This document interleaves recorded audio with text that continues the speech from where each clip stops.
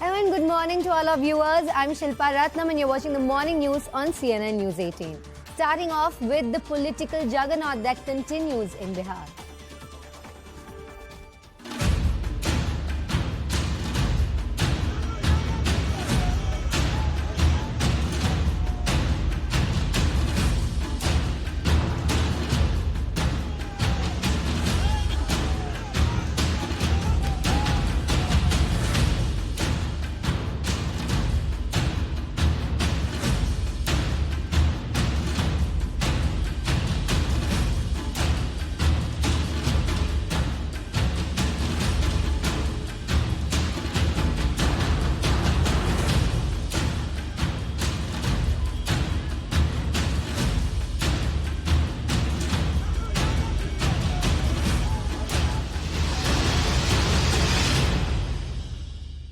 The political developments in Bihar remain the top focus of the day.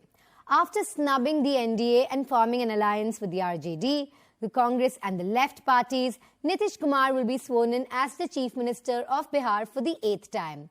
Mahagathbandhan and RJD leader Tejasvi Yadav will be taking oath as a Deputy Chief Minister. Meanwhile, BJP has accused Nitish of betraying the people of Bihar. BJP has called for a crucial meeting of all Bihar MPs, MLAs and MLCs at 10 a.m. today in order to discuss the future course of action. The meeting will be followed by a BJP dharna against the recent developments.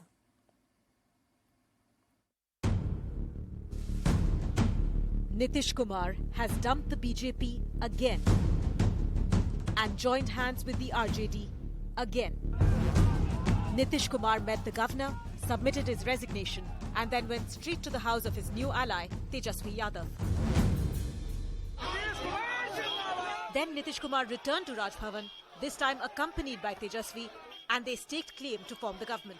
सात पार्टियों का और एक independent सभी लोगों का दस्तखत भी दे दिया गया है और बातचीत भी इतने दिल से हो रही थी कि अब एक साथ हम लोग हैं तो हो जाए तो इसी के लिए हम लोग दे दिए. The JDU-BJP breakup had been building up. Nitish Kumar was convinced that the BJP was trying to instigate a revolt in his party, along the lines of what happened with the Shiv Sena in Maharashtra. He met his MLAs today and accused the BJP of conspiring against the JDU to weaken the party.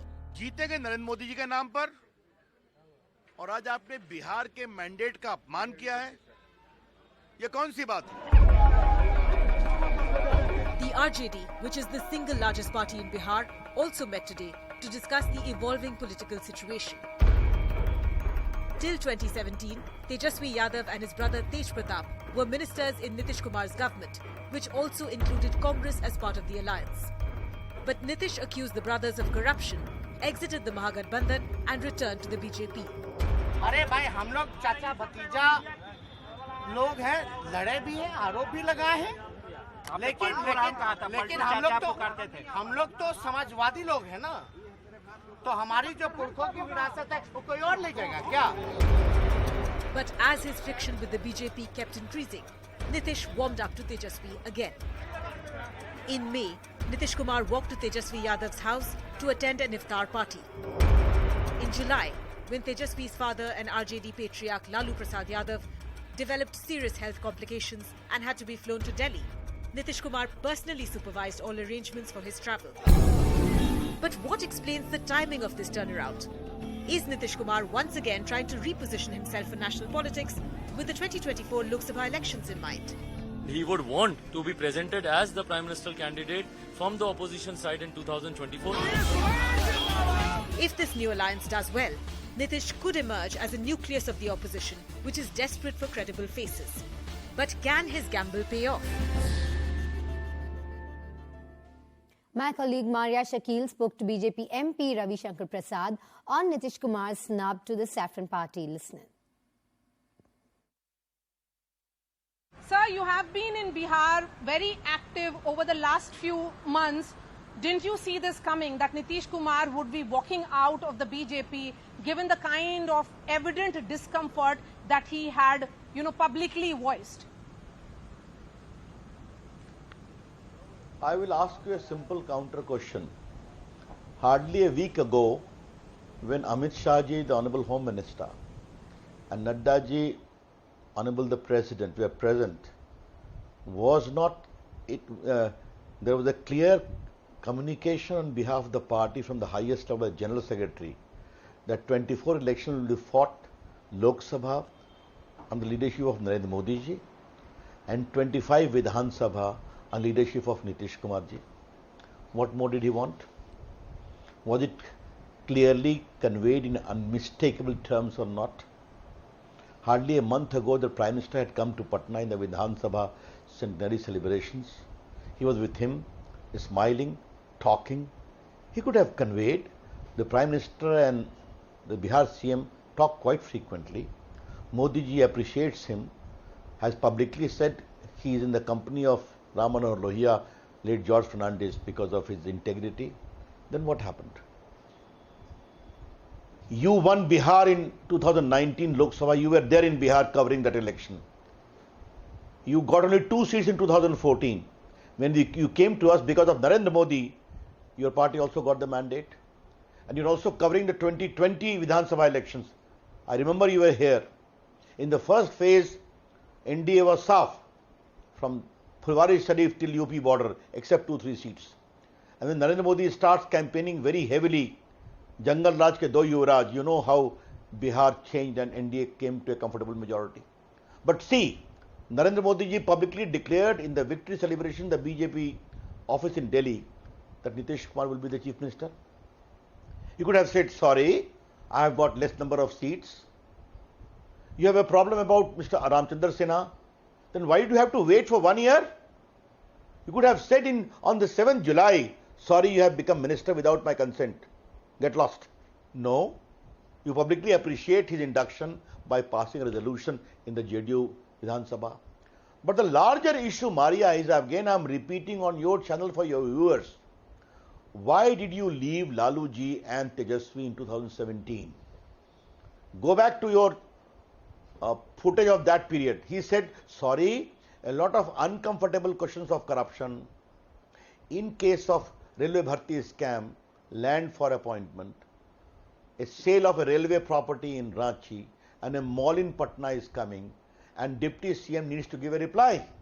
He said, sorry, I'll talk to my lawyer. Then you walked out. Well, what happened now? You're going with him?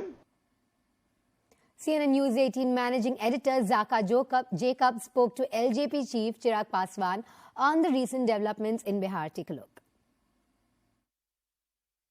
This whole thing, Nitish Kumar's 5th U-turn now, dumping the NDA this time, joining back the Mahagathbandhan, was being blamed initially on something that his party president, national president Lalan Singh called the Chirag model.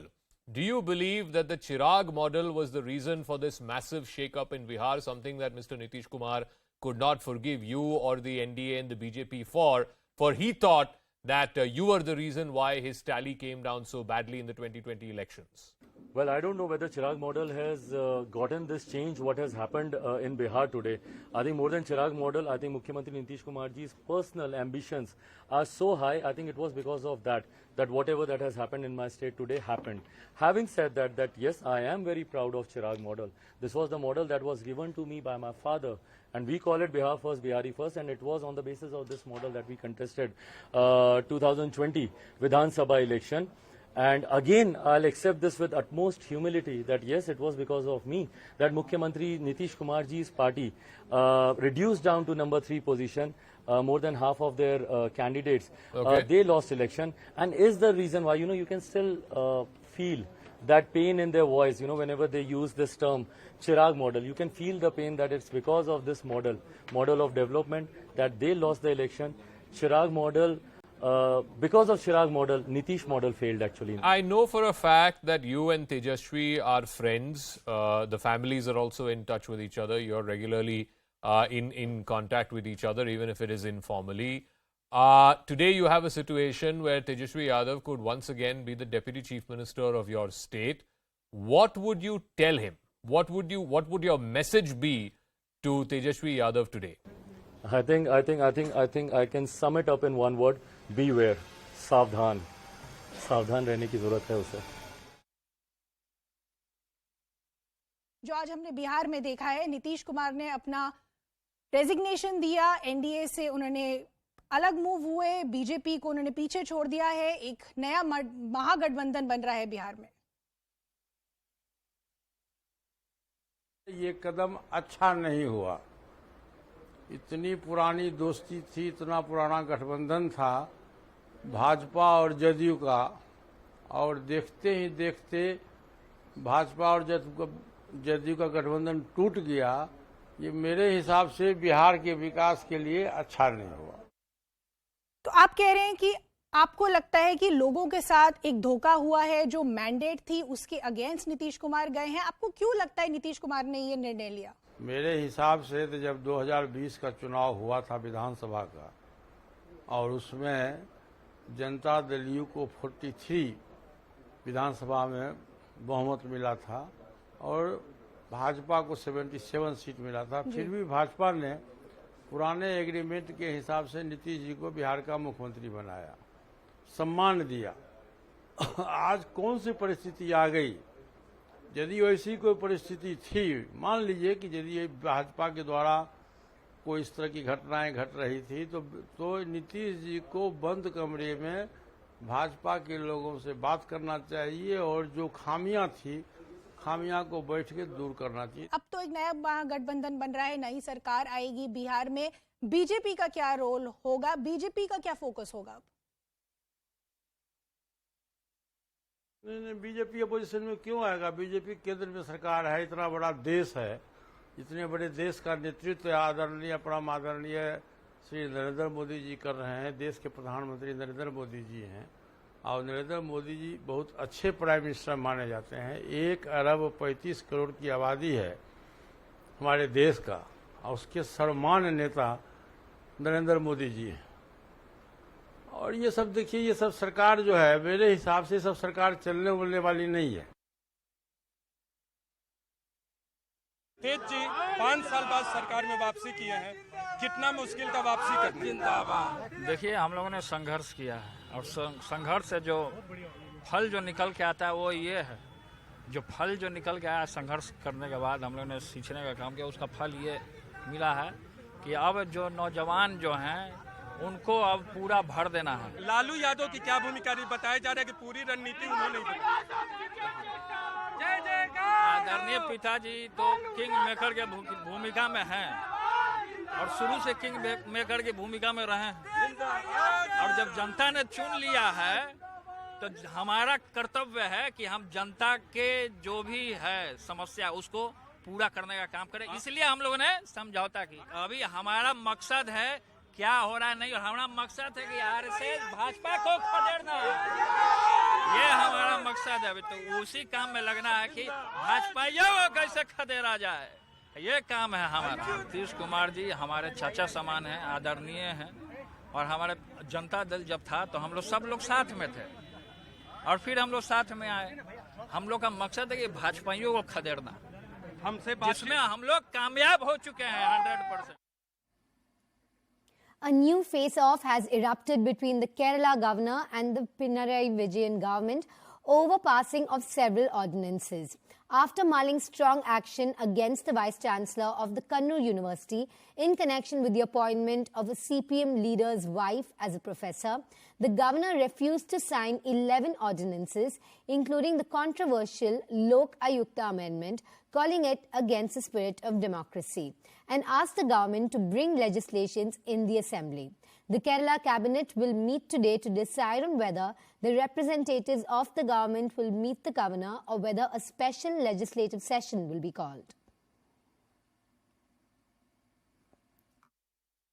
Earlier governor gave his assent to all ordinance. This is only repromulgation of the ordinance. All these ordinances were gave consent by assent by the governor in earlier position. We are trying to making all these ordinances as a act on the convening the legislative assembly session. The governor has his own responsibility as specifically defined by the constitution. The cabinet has the responsibilities and powers as decided by the constitution of our country. Then we hope the government should function on the basis of the constitution. Major issue is of the Lokayukta, where the Lokayukta had the powers to disqualify a person who is found to be corrupt, who is in government and found to be corrupt. So that authority is being taken away from the Lokayukta. This is one major ordinance. I think the governor did the right thing, and especially when the ordinance is issued, the House has a session. After that, again the ordinance is issued. It means that the government doesn't want to take the legislative route. The Bengaluru Eidgah dispute gets bigger as after demanding permission to celebrate Ganesh Chaturthi, Hindu groups have now called for demolition of the Qibla wall from the ground. For several months, Hindutva outfits have been protesting over the issue of ownership of the Eidgah Maidan in Chamarajpet in Bengaluru. Now that the Bengaluru municipal body has issued an order saying that this property of the Eidgah Maidan belongs to the Revenue Department of the Karnataka state government, the Hindu outfits have called for a grand Ganesh Chaturthi celebration at the Eidgah ground. Previously, Congress leader Zamir Ahmed said only the tricolour will be allowed at the Maidan, but Ganesh Chaturthi will not be allowed. However, the Revenue Department, which has claimed the ground as its own, has said whether it is to offer namaz or to celebrate any festival, one will have to seek permission from them. नमस्कार, बेंगलुरु के चामराजपेटे का BBMP ground के बारे में BBMP ने स्पष्टता से ये वक्फ बोर्ड का नहीं है, ये रेवेन्यू डिपार्टमेंट का है। वक्फ बोर्ड ने इसके संदर्भ में कोई भी डॉक्यूमेंट्स इसके एविडेंस देने में फेल हुए हैं, इसके लिए उन्होंने ये रेवेन्यू डिपार्टमेंट का ग्राउंड है करके डिक्लेयर किया है। आगे सभी समस्त हिंदू संगठन मिलकर रेवेन्यू डिपार्टमेंट से हमको वहाँ त्योहार मनाने के लिए, जैसा गणेश फेस्टिवल हो, इंडिपेंडेंस डे मनाने के लिए, नवरात्रि मनाने के लिए मांग करने वाले हैं।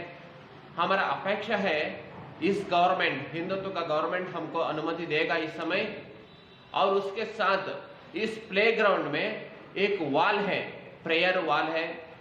इस वॉल के संदर्भ में हमने रेवेन्यू डिपार्टमेंट को मांग कर रहे हैं कि इसका सर्वे होना चाहिए। अगर इस वॉल इलीगल है, तुरंत इस वॉल को हटाना चाहिए। ये मांग हम सभी समस्त हिंदू संगठन मिलकर सरकार को आग्रह कर रहे हैं। ಇಲ್ಲ ಗಣೇಶ ಹಬ್ಬಗೆಲ್ಲ ಎಲ್ಲ ಫ್ಲಾಗ್ ಹಾಸ್ಟ್ ಮಾಡ್ತೀವಿ ಅಷ್ಟೇ ಬ್ರದರ್. ಈಗ ನೀವು ಮಾಧ್ಯಮದವ್ರು ದಯಮಾಡಿ ಗೊಂದಲ ಸೃಷ್ಟಿ ಮಾಡಬೇಡಿ. ಇಲ್ಲಿ ಕೇಳಿ, ದಯಮಾಡಿ ಮಾಧ್ಯಮದವರೇ ಇದು ಗೊಂದಲ ಸೃಷ್ಟಿ ಮಾಡ್ತಾ ಇರೋದು. ಇದು 15 ಆಗಸ್ಟ್ಗೆ ಫ್ಲಾಗ್ ಹಾಸ್ಟ್ ಮಾಡ್ತೀವಿ, ನವೆಂಬರ್ 1ಗೆ ಫ್ಲಾಗ್ ಹಾಸ್ಟ್ ಮಾಡ್ತೀವಿ, ರಿಪಬ್ಲಿಕ್ ಡೇಗೂ ಫ್ಲಾಗ್ ಹಾಸ್ಟ್ ಮಾಡ್ತೀವಿ. Let's take a very short commercial break. We'll be with you shortly.